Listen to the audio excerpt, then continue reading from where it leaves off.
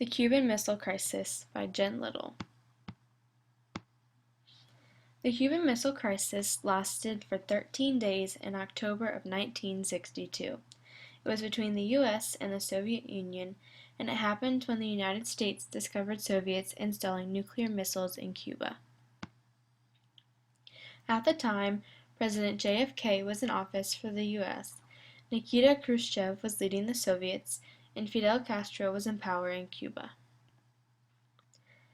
The nuclear missiles in Cuba were discovered by American U-2 spy planes. They took regular flights over Cuba for surveillance purposes.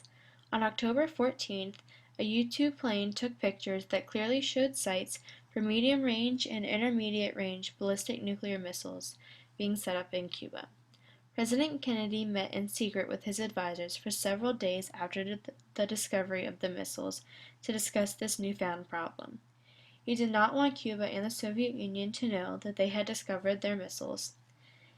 To anyone looking in on Kennedy's life, it would appear that during the early stages of the crisis, there was nothing out of the ordinary going on, as he went on normally with his schedule.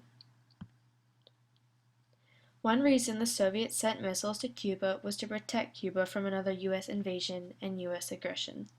The Soviet Union also saw it as a chance to level the playing field. The Soviet Union had nuclear weapons trained on them from Western Europe and Turkey, and saw this particular maneuver as a chance to even out the field.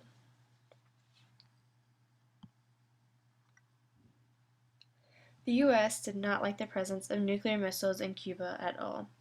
They needed a way to get the weapons out without creating a larger conflict. After ruling out blowing up the missiles or a full-scale invasion, President Kennedy decided to set up a blockade around the island. This would not allow the Soviet Union to deliver any additional missiles or military equipment. His second step would be to go the more diplomatic route by giving the Soviets an ultimatum to remove the weapons. Before taking any steps, JFK informed Americans of the situation in a television broadcast and made it clear that the United States was prepared to use military force if necessary.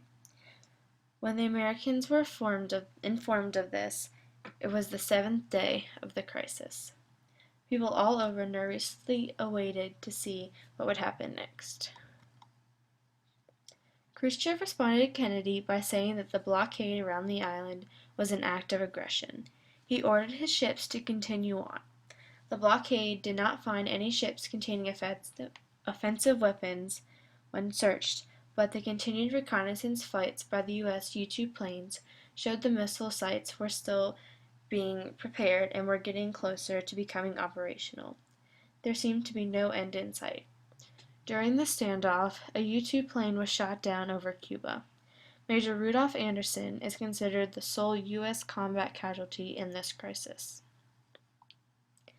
The Cuban Missile Crisis was able to be avoided and ended with a deal. Khrushchev sent Kennedy 2 letters.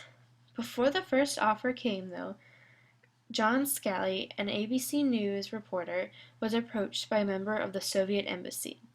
The member of the Soviet embassy told John Scally that there was a proposal on the table, but the U.S. did not know what to do with this information.